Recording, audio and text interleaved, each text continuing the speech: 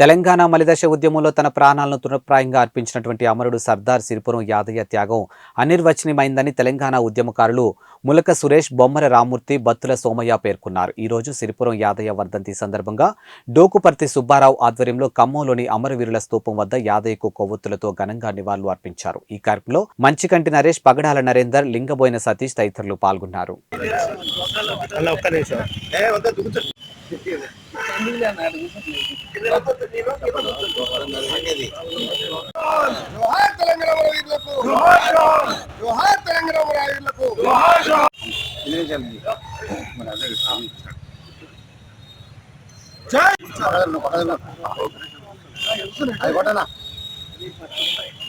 అన్న ఒక్క నిమిషం ఆగే. సిరిపురం యాదయ్య జోహార్ జోహార్, సిరిపురం యాదయ్య జోహార్, సిరిపురం యాదయ్య అమర వీరులకు అమర వీరులకు అమర వీరులకు అమర వీరులకు జై తెలంగాణ. అమరవీరుడు నునుగు మీసాలవాడు అంటే ఇంటర్ విద్యార్థి అంటే వాళ్ళకి అసలు ఏమీ తెలియని అమ్మా నాన్న మధ్యలో పెరిగిన వాడు. అటువంటి వాడికి, చిన్న పిల్లవాడైనటువంటి వాడికి తెలంగాణ గురించి, తెలంగాణ రావాలని, తెలంగాణ వస్తే బతుకులు బాగుపడతాయని, నీళ్లు నిధులు నియామకాలు మనకు అందుతాయని, మన పాలన మనమే చేసుకుంటామని అసలు అబ్బాయికి ఆ ఆలోచన వచ్చిందంటేనే వండర్ అనమాట. అందుకే తెలంగాణ రావాలని అంతగా కోరుకొని ప్రాణత్యాగం చేసినటువంటి సిరిపురం యాదయ్యకు జోహార్లు అర్పిస్తున్నాము. జై తెలంగాణ. తెలంగాణ పోరాటంలో ఒక అగ్గి పర్వతంలాగా ముందుకొచ్చి తెలంగాణ రాష్ట్రం రావాలని, అసెంబ్లీ ముట్టడి సక్సెస్ కావాలని, అక్కడ ఉన్న పోలీస్ అధికారికి తగిన బుద్ధి చెప్పాలనే ఒక ఉద్దేశంతో మిత్రుడు ఆ రోజు నేను హైదరాబాద్ విద్యార్థి విభాగం అధ్యక్షుడిగా ఉన్నాను.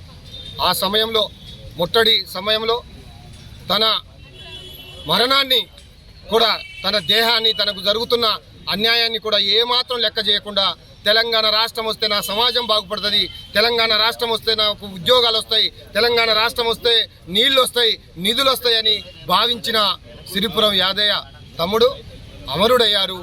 ఆ మరణంతో తెలంగాణ మొత్తం అట్టుడికిపోయింది. తెలంగాణ రాష్ట్రం రావడానికి ఒక గొప్ప పునాది వేసిండు సిరిపురం యాదయ్య గారు. వారి తెలంగాణ ఇంటి పేరు పోరాటం, తెలంగాణ పోరాటాల గడ్డ. ఈ పోరాటాల గడ్డ మీద ఎందరో త్యాగాలు చేసి ఈ తెలంగాణని తీసుకురావటంలో అత్యధిక పాత్ర వహించారు. అన్నిటికంటే అమరత్వం అనేటటువంటిది చాలా కష్టమైనటువంటిది. అమరత్వం రమణీయమైనదే, కానీ మేము అమరత్వాన్ని కోరుకోలేదు. కానీ తెలంగాణ ఉద్యమాన్ని ఉధృతం చేయడం కోసం, తెలంగాణ ఉద్యమం వెనకబడిపోతుందేమో, తెలంగాణ రాదేమోనన్న ఆలోచనతో తెలంగాణ కోసం ప్రాణత్యాగం చేసిన తెలంగాణ భగత్ సింగ్ సిరిపురపు యాదయ్య. అట్లాంటి సిరిపురపు యాదయ్య ఉస్మానియా యూనివర్సిటీలో గేటు ముందు ఆత్మత్యాగం చేసుకొని జై తెలంగాణ అంటూ పిడికిలు బిగించి చనిపోయేటప్పుడు కూడా జై తెలంగాణ అన్నటువంటి వ్యక్తి సిరిపురపు యాదయ్య. ఇట్లాంటి సిరిపురపు యాదయ్యలు చాలా మంది తెలంగాణ ఉద్యమ క్రమంలో తమ ఆత్మ బలిదానం చేశారు. మా ఈ వేదిక నుంచి ఏ రాజకీయ పార్టీ అమరవీరుడు సిరిపురపు యాదయ్య గారికి ఉద్యమకారులందరూ కూడా మనస్ఫూర్తిగా ఖమ్మం అమరవీరుల స్తూపం దగ్గర నివాళులు అర్పించడం జరిగింది. ఆ త్యాగమూర్తులు ప్రాణత్యాగాలు చేయటం వల్లనే ఈరోజు ఈ భౌగోళిక తెలంగాణ అనేది ఏర్పడ్డది.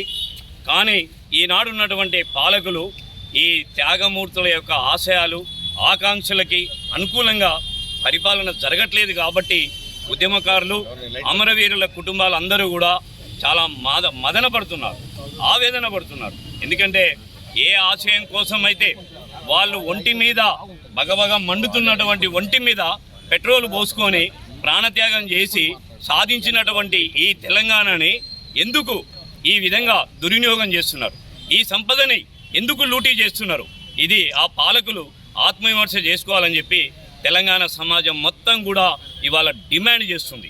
అమరవీరులకు న్యాయం జరగట్లేదు, ఉద్యమకారులకు న్యాయం జరగట్లేదు, నిరుద్యోగులకు